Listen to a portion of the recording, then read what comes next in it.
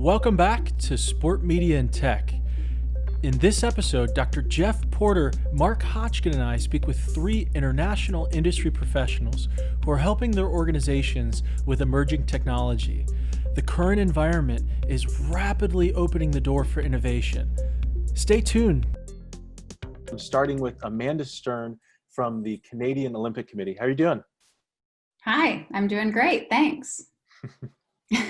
And, I'm from Toronto.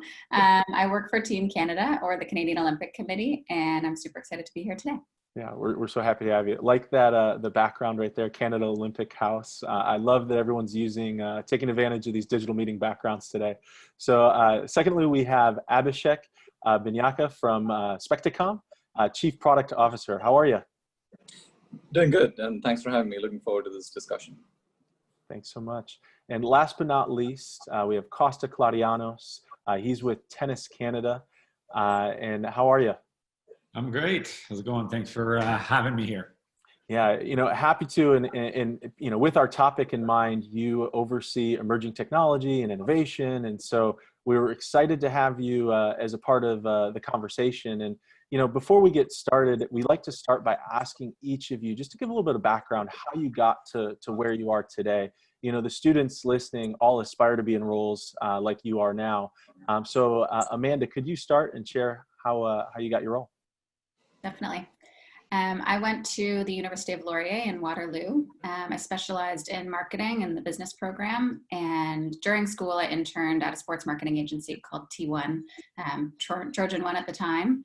And after school, I went back there and I was able to work there for over 5 years and grow and develop there before coming to the COC in the role that I'm in now as the manager of experiential marketing. Yeah, it's a bit interesting. So I'm not traditionally and historically from the sports kind of background per se. I've been primarily involved in tech, so worked with companies like Qualcomm and Broadcom, more on the semiconductor wireless side for a major part of my career in Southern California. And then when I returned back to India about 5 years ago, always been extremely passionate about sports. I was a state level champion myself in badminton. So I followed sport and especially the American leagues for a long, long time. And the way I got my break into getting into sports tech was basically cold emails. I cold emailed some of the Indian Premier League franchises with some of the ideas that I had on digital transformation and fan engagement. And consulted for them. That kind of worked out. And then Anil Kumble, who's probably the greatest cricketer India has produced, he at that point had launched this company called Spektacom, which is making IoT-based products for different sports, starting with cricket. So there was a lot of synergy in terms of what I wanted to do and what he was doing. And another cold email, and the rest, as they say, is history. We hit it up, and I joined the team. Yeah, Abhishek, I think it's really interesting. You mentioned, your background didn't really start in sport, but, I think that's more of a common thread today, right? With technology and sport colliding, and just the quick growth. There's so many opportunities, and that's why I'm so happy that you're here to share your story. And Qualcomm, in general, you look at 5G and all the advancements in the technology there for mobile devices, and then also just communications. That's driving change in the industry, especially right now with COVID-19, which we'll talk about here in a little bit. So, yes. And Costa, what was your path? So my path was, I loved sports. I wasn't good enough to be a pro athlete. And I was in school at York University at the time. This is 20 years ago now, 1999, for technology. And I was working part-time at what was then the Air Canada Centre, home of the Leafs and Raptors, as a in-seat server. And I happened to be graduating in computer science. And I had asked my boss, I'm graduating, any jobs available? And there happened to be a junior help desk role that I applied for, and I got, and I kind of had some great mentors working my way up, and really understood the business and how technology fits into it. So that took me from Maple Leaf Sports to the Canadian Football League, and then Tennis Canada. So that's how my sports tech journey began. Yeah, I'm excited to have you here. Actually, this morning, just got off the tennis court, got out there and enjoyed it. It's a social distance sport of choice right now, right? Exactly, it's perfect for that. You stay across from the person there. Yeah. Well, I appreciate you sharing, each of you, a little bit of your backgrounds. And you know, I do want to follow up with, you know, what is it that's most important for students right now in the field to be getting experience in, to try to get that initial job? Definitely the cold email that Abhishek mentioned, or just putting yourself out there. I mentioned that I started as an intern, and that's a great way to get your foot in the door at an organization. So not being afraid to network, go for informational interviews, take somebody out for coffee who you connect with on LinkedIn, and you'll generally find people in the industry are more than willing to help those who are starting out. And, you know, we're always looking for great talent, and doing those things definitely sets yourself apart. I believe the number one ingredient for anything is passion. You've got to be passionate about what you're doing, and in this case, obviously, it's sports. Interestingly, there's so many wide areas within the sports ecosystem that you can be part of. You know, there's analytics, there's IoT design. So if you have a sense of what your interests lie and where your interests lie, I think it's good to have that, and then pursue that particular area in a little bit more detail. But certainly, I'll agree with Amanda. Reaching out to teams, broadcasters.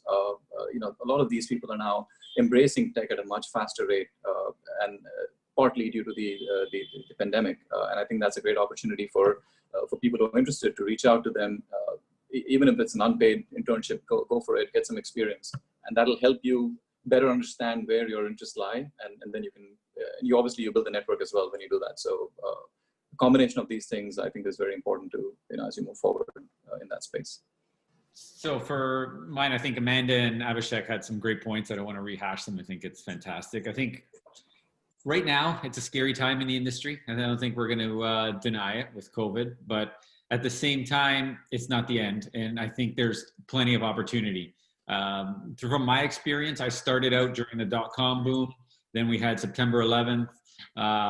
So there's been a lot of these bumps in the roads that pass, but the people who succeed are the ones who can find opportunity for themselves. So somebody just getting out of school now, it may be difficult to find a sports job in the next couple of months or so. It may not, you may get lucky, but look at different ways, look at different problems that are presenting themselves. Like, for example, right now it's how do we get live fans back? And when we do, how do we bring them back safely? And what are some innovations to make people come to the event versus stay at home?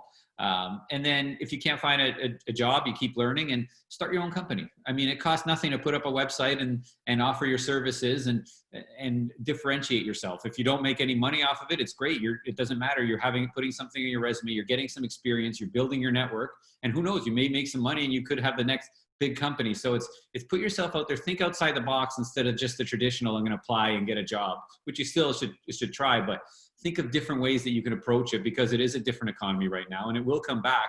And when it does come back, you want to be ready to pounce and be in a great position.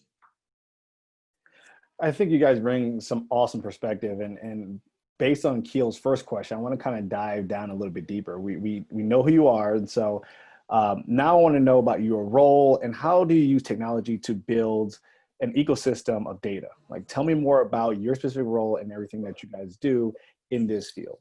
Amanda, why don't we start with you? Perfect. So we at Team Canada, I'd say we're not a best in class example right now of how we integrate data and how we have a network of data. And we're getting better all the time. So we're working on an app right now that will be launching for 2021 to coincide with Tokyo 2021. And we're also doing a much better job of tracking all of our data points across .ca, social, and even at live experiences like myself, and bringing all that data together to learn more about our fans. So for me in my role, one of my biggest projects is Canada Olympic House, which is our hospitality house at the Olympic Games. May or may not be familiar with what that is, but for us, for Canada, it's a place where we can make people feel at home, home away from home for Canadians. And in 2018 at the Pyeongchang Winter Games, we opened up to the general public for the first time. So there we introduced RFID wearables for our guests to create a connected experience in the house. So guests were able to use that as their access method and their payment method. And it allowed us to have a much deeper insights on where they were spending time in the house that we could also report back to our partners. So we're definitely doing better and learning more constantly about our fans, but we're still working on it, I'll be honest. So for everyone who doesn't know, at the Olympic Games, every Olympic Games, most of the countries have a house. Team USA has a house, Canada has a house, Czech, and just about every other country. And the purpose of the house is, one of the purposes is to make people feel like at home, as Amanda said. Some people sell gear, and it's a nice, comfortable environment for everybody else to talk about or to be in, to be involved in that house, especially citizens or fans of that country. So I was in Canada's house in 2016. Had a great time as well. So thank you for making that mention. Yeah, from our perspective, we have different end users that the data we collect caters to. So one is broadcasters, so that's more of a B2B play, and that's used to enhance fan engagement as well. And that data that we get today is essentially driven out of a piece of hardware which goes on the back of a batter's bat. So, for example, we were the first in the world to launch live broadcast of this technology.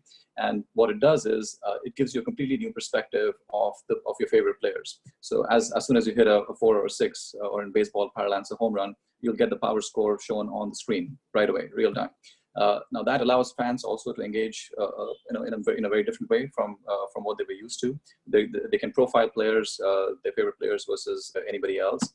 And so that's one use case. The other one is more that's catered towards performance analytics, which is then used by professionals and amateurs alike in academies, where you can get kind of deep insights into your technique, into what kind of shots you're playing, into how you can improve. A bunch of data that comes out. The idea is obviously you've got to extract meaningful information out of a lot of sensor-based data that's coming in. So that's very important, and that's where machine learning and computer vision-based technologies kind of are really complementary to what we do with the actual hardware. And then the third piece, I think, which is the most important one, is the fan engagement piece. So a fan could go download the app. We would obviously have their demographic information, the information on their favorite players, who they follow, and curate what they see essentially on their app. So it's basically, you've got to understand who your end audience is, who the end user is, and then take the data that's been collected, kind of curated in a way where it's useful to them and enriches their experience. It could be a broadcaster, a fan, or a player. And Costa. So for us at Tennis Canada, I started there about 4 years ago, and our biggest event is the Rogers Cup tennis tournament. 350,000 attendees over 2 weeks in Toronto and Montreal. We did a great job putting on an amazing tournament, but we didn't know who our fans were and how to sell to them. Because, we were sold out. There's only so many tickets you can sell, but we needed to understand who our fans were. Because what this does is, most people, a lot of companies would get tickets. They would sell it. They would give them to their employees and we wouldn't know who they were. So by understanding who those people were who were coming, not just who bought the tickets, we could then look at potential upsells of potential new fans. So the first thing we did was really put in a data collection into our ticketing system, which was, we went with Ticketmaster at the time and used their CRM software and their data analytics backends. And what we were able to do is we could upsell, we could get new fans, and we could kind of bring in new sponsorship, because now we were able to collect in demos and demonstrate to our sponsors who was coming, why they were coming, and why would this be attractive to them. So it was really about increasing our assets, increasing the per caps of each person coming to the event, and creating useful data out of it, instead of just, here's your ticket, come enjoy yourself, have a great time. Yes, but how can we leverage that to have a better time and make more money per person? Because that's a win-win for everyone. So we're recording this on June 25th, 2020, really in the midst of the worldwide coronavirus pandemic, which I think is probably the biggest sports business story in any of our lifetimes, and maybe ever. So curious how each of you and your organizations have adjusted, what's changed for your strategy, your tactics around data and technology since this coronavirus kind of stopped everything in our tracks. For us, it's been definitely an interesting time and an opportunity for growth. Obviously, the Olympic Games were postponed earlier this year to 2021. So, and even with that postponement, there are many modified game scenarios being thrown around right now and being discussed at the organizing committee level and at our level as well. So it's very good timing from a tech perspective as we're looking at how can we deliver for our marketing partners and our fans a unique experience back home for 21 that might be different than what we've done in the past. So for Canada House, again, going back to what I work on mainly, is we may do a scaled back version of Canada House for 21 and look at more ways we can bring the games home to fans who aren't traveling this year, or for family and friends who aren't traveling to see their athletes. So we're pretty excited, I'd say, about the opportunities. And it's going to propel a lot of our efforts faster and forward than they might have been before. So I mentioned the app. We're accelerating the development of that, and it's going to be a key component of what we do for next year. So we're trying to, it's an overused phrase now maybe, but never waste a good crisis, and really looking at how we can make this into an opportunity to get us into the future faster. Yeah, from our standpoint, I think it's only accelerated the rate at which we were envisioning certain technologies that were going to be deployed. So from a broadcaster standpoint, the fans obviously looking to get a more immersive experience. And people were working on that, but I don't think it was as urgent or as on top of the agenda as it should have been, and now that's changed. And the technologies we have kind of facilitate and will facilitate that happening. If I look at training as an example, again, a lot of it is virtual now. So how can you train without having your coaches around you? And again, this is a fantastic way where you have this little sticker put on the back of your bat, and you get data real time. I think that there's opportunity, in this pandemic, and eventually, I think we're going to get to a stage where the entire process of the fan experience, whether it's a franchise or whether it's a league or a broadcaster, I think they're going to invest a lot more into these things, because they have to offset the lack of people being in the stadiums themselves. So I think that's going to drive a lot of this for us. In fact, we're even looking at pulling in some of the schedules that we had for some of the features that we were looking to bring in over the next couple of years. So yeah, I think there's going to be some really cool stuff out in the market in the next 6 months. And then I think for us, and I mean, just in the spectator sports industry in general, the major team sports in Canada and North America and probably around the world, I think that the organizations are starting to realize the value of technology teams, where before it was just a cost center putting out the fires. For some teams, the smart teams would invest in technology, but now I think everyone has kind of been forced to. So if you're looking at the first events coming back, the PGA, NASCAR, and how they've leveraged the fan experience at home, whether it's through a second screen experience, whether it's taking their corporate sponsors online and creating an authentic experience for them through maybe augmented reality apps or different sort of interactive ways through social media. I know there's some companies that have come out to do active, where you can actually cheer on TV, depending on who hashtags the most slogans or whatever the tagline is. So it's really finding a way to be interactive while not being at the stadium. And that's through technology. And what you're going to do is you're keeping your fan engagement, you're keeping your corporate partners satisfied and happy, and making sure they're getting value, and you're keeping the sport going, because I mean, it's the last thing you want is to really have your sport not being around for the next 2 years. So as you see, we can still find ways through technology to enjoy sports through this environment as we slowly come back and slowly start opening and slowly start returning to where everyone can come and enjoy in person and have a great time and distract from everything else going on in the world, because that's what sports need to be. Sports need to be a fun distraction. Yeah, each of you have shared really good examples, and I appreciate, Amanda, you talking about how there's still a lot of opportunity for improvement for the Canadian Olympic Committee, because I think that's something that the students need to hear, and people in the industry, there's a lot of great opportunity there, and people are either walking, or running, or they're sprinting in their steps of adopting technology.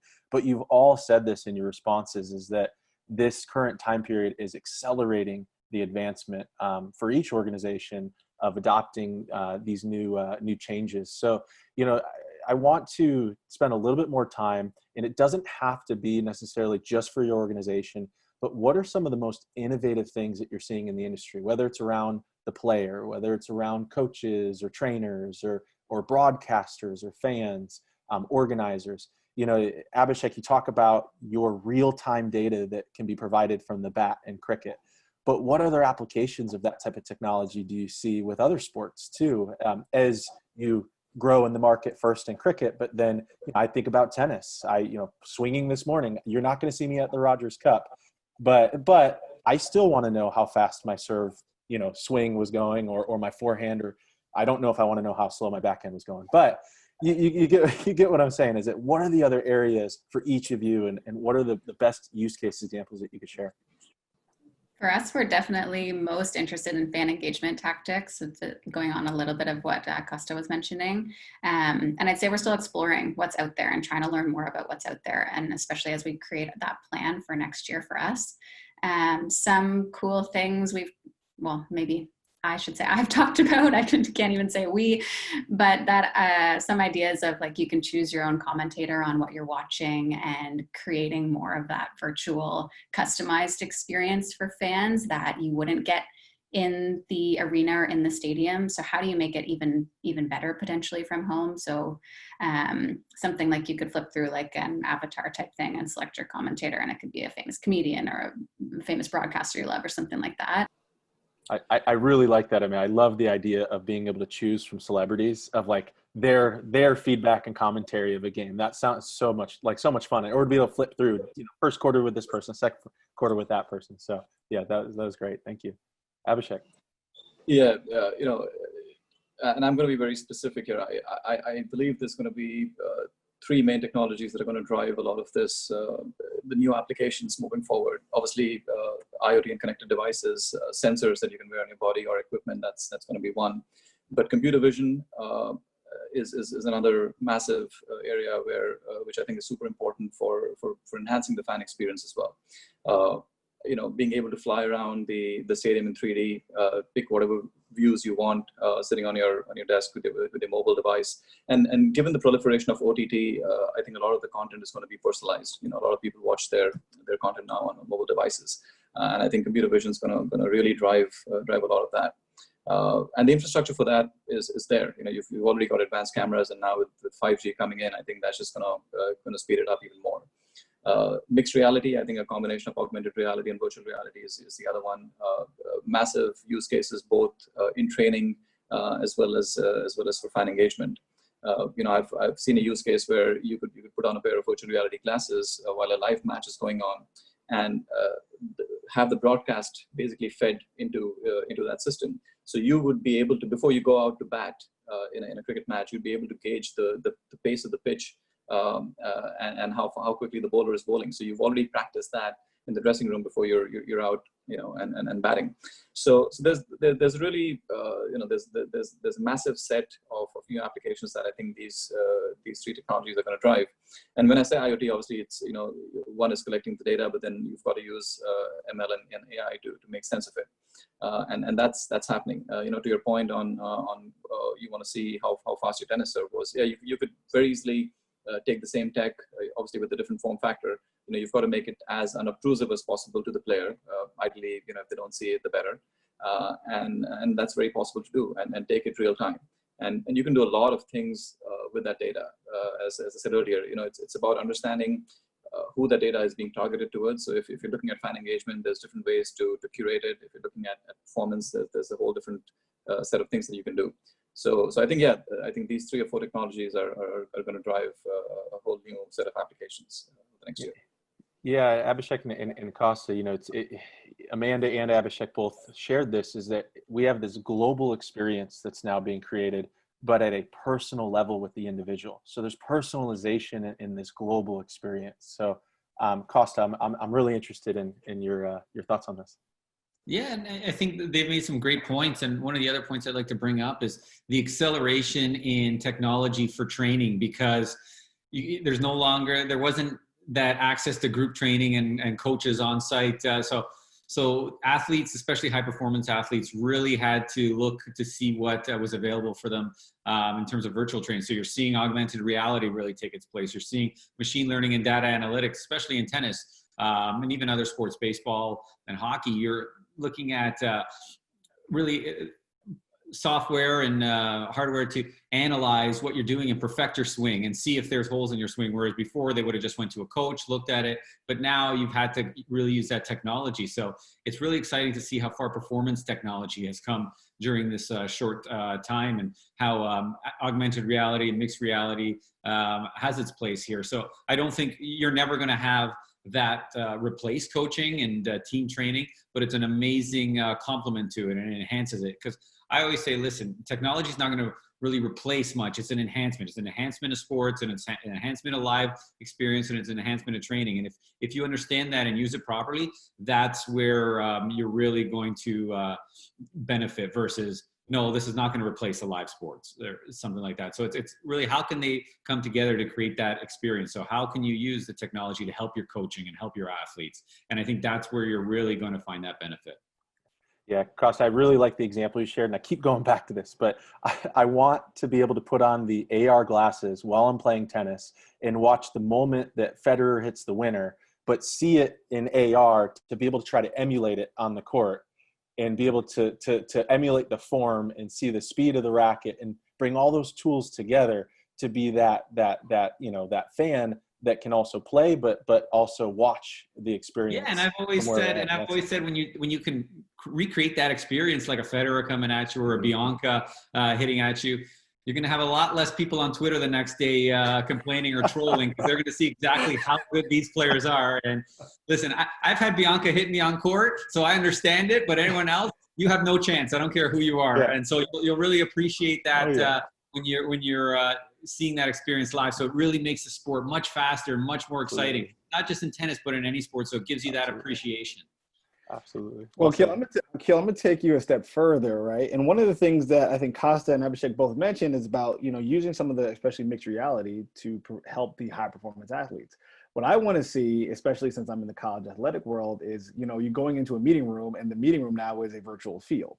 Now you can see 3D, real live visual holograms of your opponents, and see that in real time, and see how they move, how they feel, and be able to play the game before we actually play the game. So that's my big thing I'd love to see happen. But putting my development fundraising hat on, I want to go back to a question is, you've all talked about different tactics and different things to be able to use as the industry is evolving, and kind of how COVID has effectively accelerated this industry right now. How do you think we can use some of that technology to go ahead and create assets for sponsors to be able to sell and to be able to provide additional value to the fans? And that's kind of what I want to hone in on. And Amanda, why don't you go ahead first? Good question. I think that's obviously the future of, so when you get that technology that's working for you and your brand, monetization would be the next step. So once it's been proven for you and your property or your brand, then you can sell it. For us, that may not be as many tech focused examples where we've been able to do that yet, but I'd say more from a digital standpoint, we've developed whether it be a video series or an interview series with athletes that we create, and we capture the content first, and then we're able to sell it and monetize it. But yeah, I think marketing partners and businesses and any company now is looking for this as well. So if you're able to create something amazing, partners will want to be involved. Yeah, there's a couple examples I can cite where monetization could be done. I think that's very important. So fan engagement obviously has its own importance, but if you can monetize it, especially if you're a broadcaster or a franchise, that's the icing on the cake. So with the technology we have, when let's say the power score is shown as a bat, you get essentially a sponsor for that property. You now treat that as a property and say, okay, this is sponsored by this company, PowerShot, right? And the broadcaster gets paid for it. So there's value there for the broadcaster as well. As far as franchises and teams are concerned, they have a lot of data that they can use as only to be offered to their premium fans or their paying fans. I know you can pay with tokens, you can pay with there's a bunch of ways to kind of enable that. But they're sitting on this whole pile of data, which essentially has value. And I'm sure that as we go forward with this, they're going to find innovative ways to monetize it as well. So yeah, a couple examples that came off the top of my head. So for us, I think if we look at live sports and we look at it's a lot different than it was 20, 30 years ago. There is so much competition. I mean, people, and you want to attract the younger group. You want to, and the competition is, I mean, you got your e-games, video games, you got concerts. Well, you will have concerts, and you did have concerts. But there's so much competition for that dollar, and even the experience of staying home and watching the sport on TV now with the home theaters and everything that provides that is competition. So you want to really create that experience that will make people come to the park or the arena or the court. And one of the things is, and this is what sponsors look for. So it's not by putting in more seats, it's creating more social spaces and activations and experiences. One of the amazing tech activations I've seen is where to get close to the action is you actually have an AR holographic player that you could take a picture with, and it looks like you're taking a picture with LeBron or whoever your favorite athlete is. And that's cool, and kids love that, you know, and it's also recreating, kind of starting to recreate that home experience at the venue. So it's making sure you have solid Wi-Fi so they can share their experiences. And you know, we all know the big thing is posting on social and making other people jealous of where you are. So if you can make it easy for people to show that you're there, you're having this amazing experience, it makes more people want to come out and to share. Because and then once you have them on your Wi-Fi versus the cell system, you can now, you know, capture that data. You can see where they're going in stadium, where they're spending that time, which you could sell your the Wi-Fi login to your sponsors, and that's a captive audience. But you could, by also creating a heat map and showing where people spend their time in the venue, you can also create premium space for your partners. So let's say you have the 21 to 24-year-olds all hanging out in a certain area. Well, you can pitch your Bacardi sponsor or whoever you have to go there and say, this is the premium area that you want.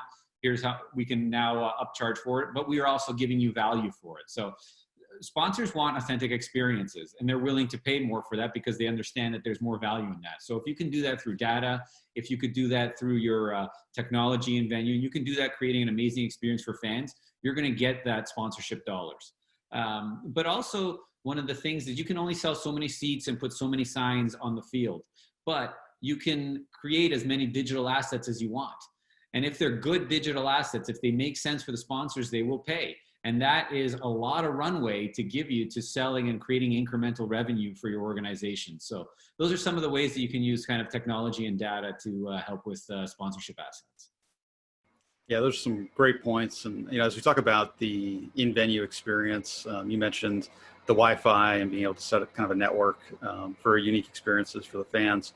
Another technology that I think falls into this area is RFID. And Amanda, I know we'll start with you on this, but we were introduced by Anthony over at Connect and Go, and you know, they do some really neat things with RFID technology. So talk a little bit about, you know, what RFID technology is for anybody who doesn't know, but also, you know, the opportunities it presents both in venue as far as tracking data for fans, data of fans, I should say, and you know, it brings a lot of value for sponsors and event organizers. But why don't we talk a little bit about RFID?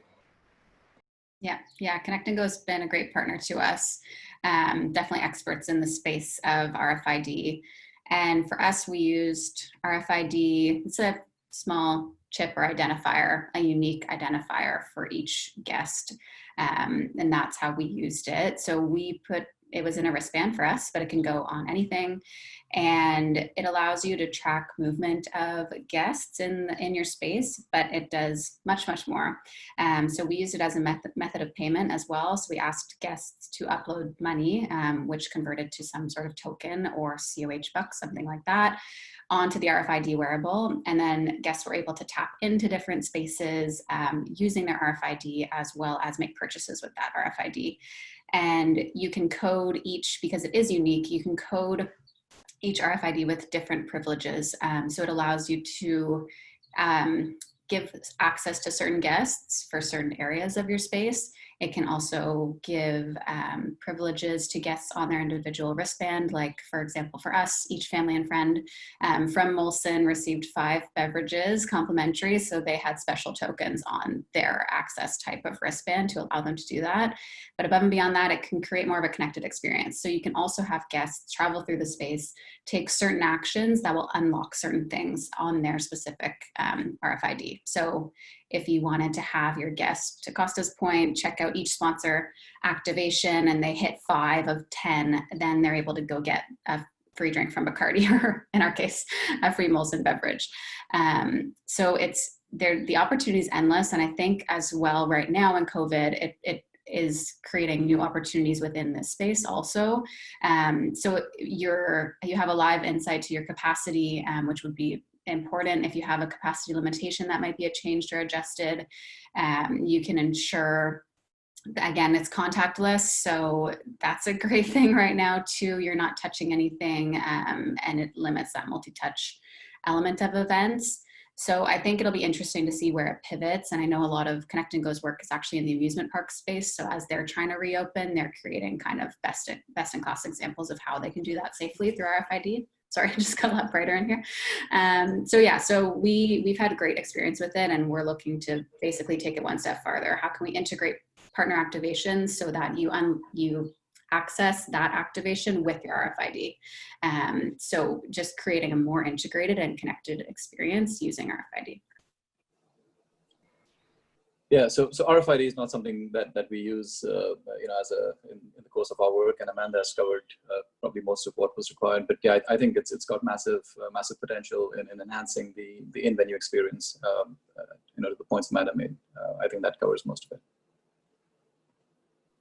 I mean, on my side, whether it's RFID, whether it's mobile technology, I mean, everybody has a phone. Everybody wants to bring a phone. It's how can we make the experience easier for fans to come in? So they don't have to wait in lines for concessions. They can either order on their phone, or they can use contactless RFID to pay.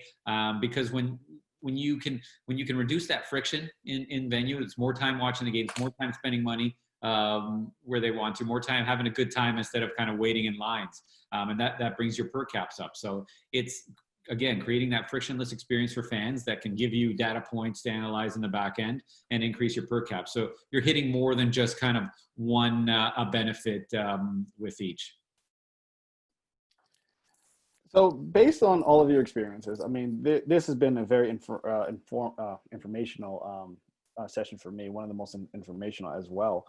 But I want to see, what changes do you see happening next year? We've touched on it a little bit, right? With COVID, with sooner or later fans are going to come back into the stadium, into the arenas. But what do you see post-COVID, right? From this year to next year into 2022 with the Olympic Games coming in 2021? What do you see 2022? And then in the next 5 years? Well, how is this industry changing? How is it evolving? What are the trends that we're going to see? I think that, the next few years are going to be very interesting. And we've all touched on it, but I think we're going to see so much more in this space. That's going to be pretty awesome. For me, definitely more hybrid solutions. So even in the post-COVID era, we expect to still be like digital won't go away. If anything, it'll just be more hybrid models and more hybrid experiences from that physical to digital realm for us. And we're unique. And I think the balance between us and Costa is really interesting, us and Tennis Canada, because we don't have a stadium like most sport teams. So it's a different offering. We're not looking to sell tickets, sell a product. It's very unique for us at the COC. So that's why I think my answer might be a little bit more different, but we basically expect that hybrid model to stay and for fans to demand a virtual component of how they can participate. And something that's great for us from that perspective is it makes things more national. We've always struggled with when we do an event in one location, and often it's the big cities in the country that get that experience. It's a place where we've faltered. So it's only going to make us better as a brand and be able to engage more fans across Canada.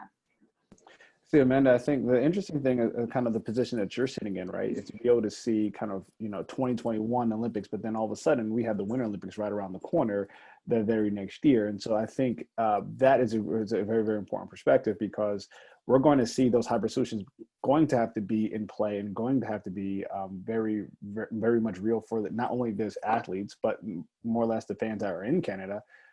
Because they won't be able to go, right? And there still may be travel restrictions or things that we have no idea at this point.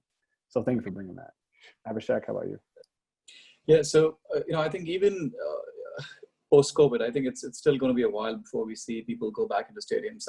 I don't think it's going to happen until there's a vaccine in the first place, and even when they start going back, they're going to have to follow social distancing norms. So it's not your viewing experience is not going to be what it was in the past. Even in the post-COVID landscape. So I think there's going to be a lot of emphasis on driving fan engagement.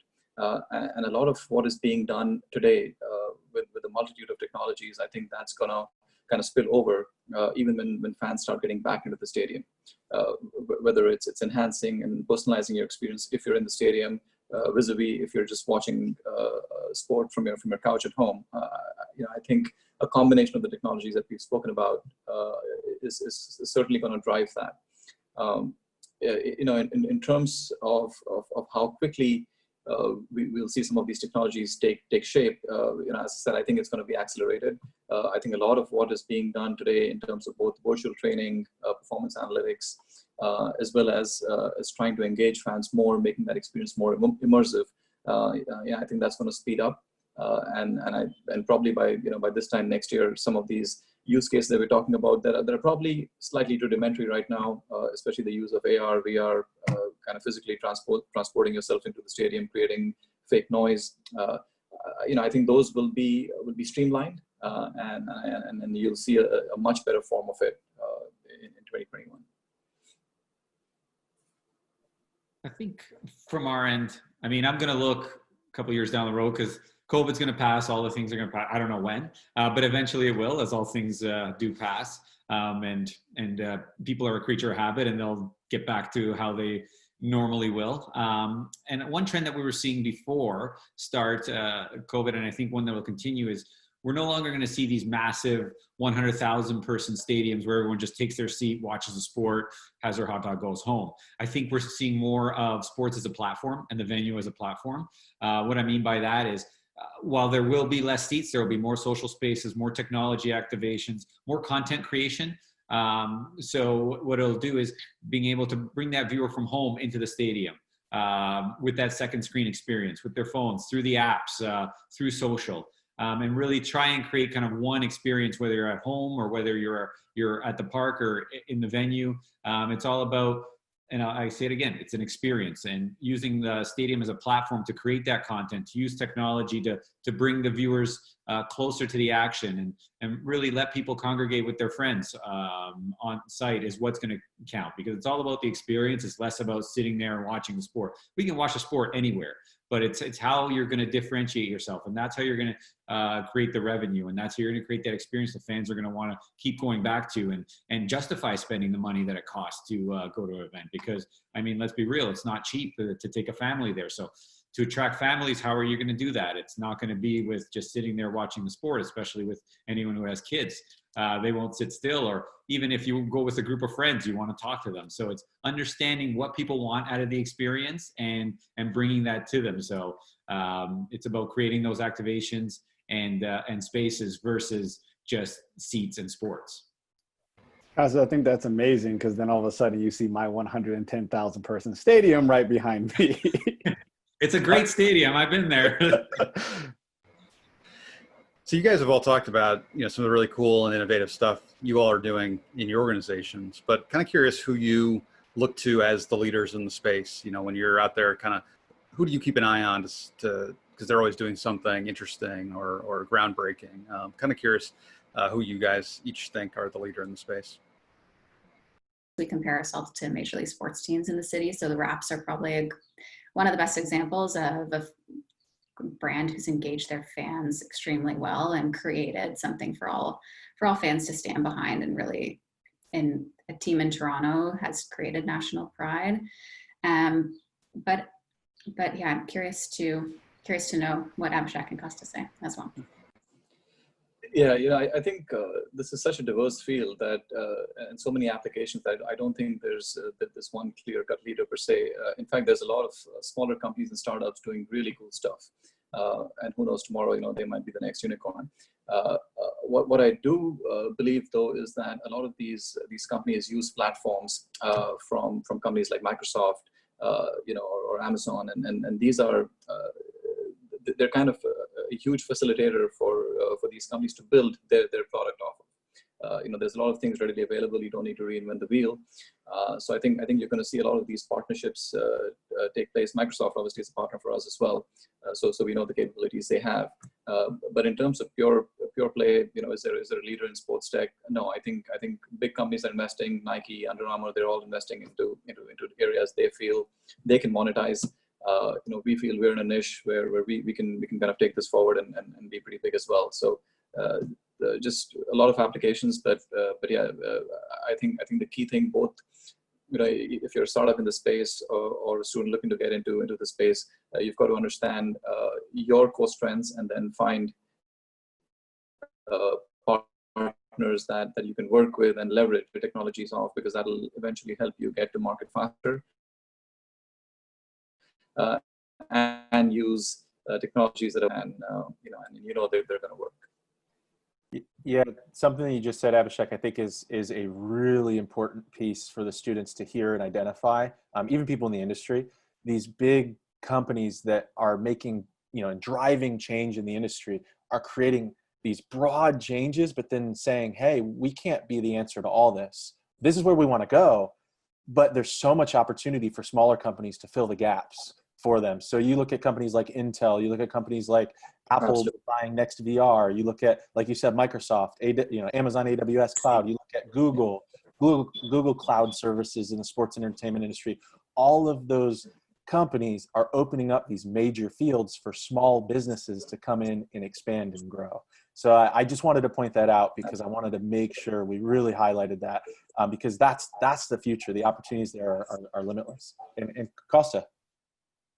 Yeah, for me, I think it's just such a huge industry and there's so many people doing such amazing things. You can't really point to one as a real market leader because there's different markets, different technologies, and everyone does something well. And I like to learn from everybody. I maintain a sports tech blog, sportstechbusiness.com, and it's mainly just from the things I come across that from different people doing different things well. Like my counterparts in Toronto, I look at Hamza down at MLSE and the things they've done with MLSE Digital Labs in terms of fan engagement and venue technology. It's been incredible. And then I look at some of the different teams. I always keep in touch, always network. What are you doing? And if I see something cool online, I'll reach out to who's doing it and say, hey, I'd like to learn a little bit more about this. It's always about learning from different people and not even just from inside the industry. I think a lot of people I think some people in sports tech just look within sports tech and you're never going to find anything new. It's what are other people doing? So what are the Disneys of this world doing at their parks? They have some amazing fan engagement and data collection technology. Look at even other industry like Starbucks. What are they doing? They're great with their customers. And how can you bring that into sports tech? So looking at other industry leaders and saying, okay, how can I bring that into sports tech? And that's how you're going to really innovate. That's how you're going to find new things versus just kind of recycling the same old things within the same industry. So that's how we kind of move forward and evolve. Yeah, with all these areas merging and combining, you make a great point, Costa, is that, one of the things we experienced while I was working at UCF Athletics is that we're based out of Orlando, Florida, right? So a lot of our donors and sponsors and people that come to the premium experience in the stadium, their expectations were set by their experiences by the hospitality in Orlando because that's where they worked or experienced on a regular basis. And so we had a very high level comparative to the collegiate space of food, of service, of guest services, but the reviews were coming back, hey, this needs to be even better. But when we looked at it, it said, but this is why. It's because they're looking at it from perspective of not what their sport experience is. They're looking at it from, like you said, their experience at Starbucks, their experience at Disney World, their experience at Universal Studios, their experience, and so I think that's something that is really important that we can learn from a sport industry is to continue engaging, because something that you said, Amanda, that pulls us all together is through RFID, through cashless payments, and then Costa, you said it, through the mobile phone, and then through Abhishek, through tools that can combine with other areas for data points. All of that builds one ecosystem that a fan is going to experience, because the future, which we've all been saying, is this. I think it's Elon Musk that said, we're becoming androids, not to be confused whether you have an iPhone or Android, but because when you don't have this around, you feel like something's missing. But this gives you connectivity to everyone and every team in the world. And so like we said earlier, it's a global sport world with a personalized experience through this with everyone, because this just is a pathway to then whether you're experiencing it with glasses or other means of sport, right? So first and foremost, I want to thank all of you for taking the time to be here today. This has been a wonderful learning experience for us, for the students, and for the industry. But before we go, we have a tradition. We just ask, and you send it out, for you to look into the camera and just give a message to the students. My words of wisdom are going to be keep fighting, keep working hard, and stay passionate. Yeah, from my side, passion is the single most important thing. I've learned that over the years. Be bold. Don't feel scared to explore different things. Failure. You learn a lot more from failure than you do from success. So you are going to fail, and I think that's a good thing, because you only need to get it right once, and then you can and once you do that, life's done, life's made, and then you're set. So yeah, just go for it. My thing is, do what you want in life, follow your passion, obviously. Don't listen to people who say no or you can't do it, because if I listened to them, I wouldn't be doing anything that I wanted to do in life. You'll overcome the odds. You just have to believe in yourself and just be positive, and you'll create your own reality. Join us next episode for a very insightful conversation around social media and sports. We talk with Corey Scott, who's taking his experience from working with product marketing and partnership activations with sport teams and leagues to Facebook.